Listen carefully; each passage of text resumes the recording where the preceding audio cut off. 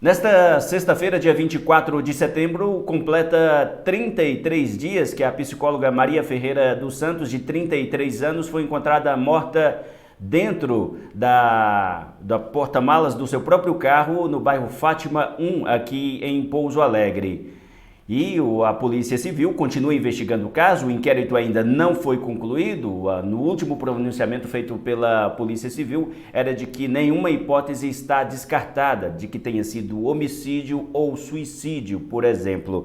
Por isso, a gente vai conversar agora ao vivo por Skype com o advogado que representa aí a família da advogada Marilda Matias Ferreira dos Santos, o doutor Fábio Costa. Boa noite, doutor. Obrigado por conversar com a gente aqui ao vivo no Mando News.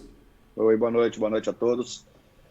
Doutor, o senhor já teve acesso ao inquérito de até esse momento que a Polícia Civil aqui de Minas Gerais está conduzindo, não está concluído ainda? E o que o senhor tem de informação de que realmente pode ter sido um suicídio cometido pela própria psicóloga, doutor? Sim, nós tivemos acesso ontem ao inquérito policial na íntegra até o momento, a tudo que foi encartado até o presente momento. Eu também, na terça-feira, tive uma conversa por telefone com o doutor Rodrigo, que é o delegado que está presidindo as investigações, e ele me deixou à disposição o inquérito, e esse inquérito chegou para a gente ontem, no final do dia, e nós, numa primeira análise, ele tá bem extenso, né? Hoje deve estar com em torno de 265 folhas, mas a maioria dessas folhas são documentações de internações anteriores da Marilda. São documentações que foram juntadas, seguramente o marido que deve ter fornecido para a polícia, para comprovar todo esse histórico depressivo que ela tinha. Né? Mas, pela linha de investigação que está sendo adotada no inquérito policial, há sim uma grande chance desse desvio ser dito aí como um suicídio mesmo, tá? Lembrando, como muito bem dito por ti, que nenhuma hipótese está descartada, tá? Mas até o presente momento, a Polícia Civil não tem uma pessoa a ser indiciada nessa questão para se tratar como um homicídio. Entendi. Ô, doutor Fábio, a que leva a crer até este momento, nessa linha principal de suspeita, sobre a própria psicóloga ter tirado a própria vida? O que apresenta de elementos o inquérito apontando para esse caminho? Primeiramente, ela manda umas mensagens, houve toda uma alteração no dia dela, isso foi muito bem pontuado pelo delegado de polícia, que no dia ela disse que estava sendo seguida. Ela manda mensagem por aplicativo de mensagens para um determinado amigo dizendo que estava sendo seguida. Mas no horário que ela manda essas mensagens, pela localização do celular, que já está no inquérito, ela estava em casa. Ela não estava na rua sendo seguida. Outro ponto, ela nunca colocava o carro de ré, sempre colocava de frente. Isso daria aí ela tinha uma consulta com uma paciente, atendimento, ela desmarcou, coisa que ela não fazia. Então, toda essa alteração dessa agenda diária dela, mais a questão do uso da bebida alcoólica, seguramente para potencializar os medicamentos que ela tomou, e a causa da morte deva vir na questão da asfixia por estar trancada dentro do porta-malas do carro. Então, ela no laudo preliminar que veio, tem algumas escoriações no braço, no pulso e no tornozelo, mas isso em virtude das amarras. Ela estava com os braços, com os braços amarrados, com as pernas amarradas, mas o corpo não tinha sinais de violência, não tem nada que esse corpo tenha sido manipulado. Por Essas isso amarras aí, doutor, essas amarras aí, pelo que o senhor acompanhou no laudo que a polícia já disse também, poderiam ter sido feitas por ela mesma? Sim. Não são amarras que ela não conseguiria. Primeiramente, com os pés ela faria com as mãos, e com as mãos talvez ela teria usado a boca, nada que fosse muito complexo, que ela mesma não pudesse ter feito sozinha. Mas lembrando que nenhuma hipótese, nenhuma está descartada, tá? Ainda nós não estamos afirmando ainda, nós precisamos esperar o relatório final do delegado de polícia, mas tudo caminha para que ela tenha se suicidado, sim. Como o senhor bem disse aí, a polícia não tem suspeito, não tem nenhum suspeito apontado no inquérito.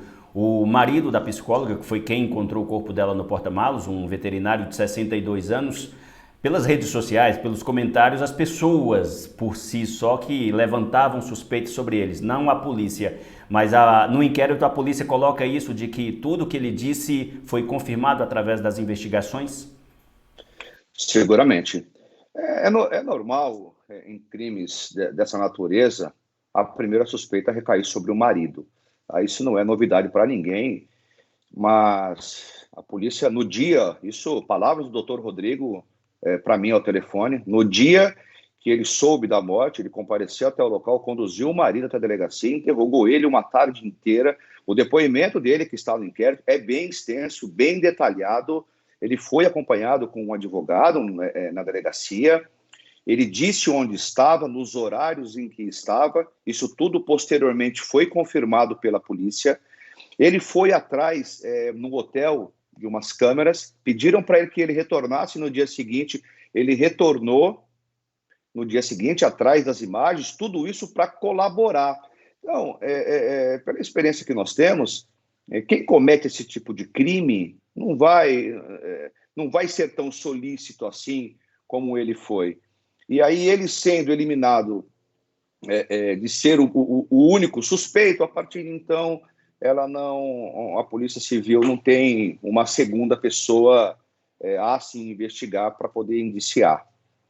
Doutor, naquela primeira semana que o caso aconteceu, a gente já chegou a falar com a mãe da psicóloga Marilda e ela disse que não acreditaria que a filha tiraria a própria vida, mas também confirmou que a filha vinha sofrendo alguns problemas, reclamando de que estava infeliz e tudo mais aqui em Pouso Alegre. Com a família, o senhor já teve esse contato, conversando com a mãe da Marilda, com as irmãs? O que elas falam a partir dessa possibilidade dela ter tirado a própria vida?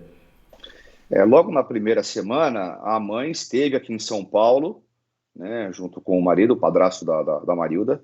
Falei com a irmã por telefone e foi confirmado, de fato, tem os documentos no inquérito, que ela já havia tentado suicídio, né, uma primeira vez, foi socorrida. Então ela vinha passando por problemas, sim, né, conversei com a mãe, mas a família ainda não acredita que ela tenha tirado a própria vida.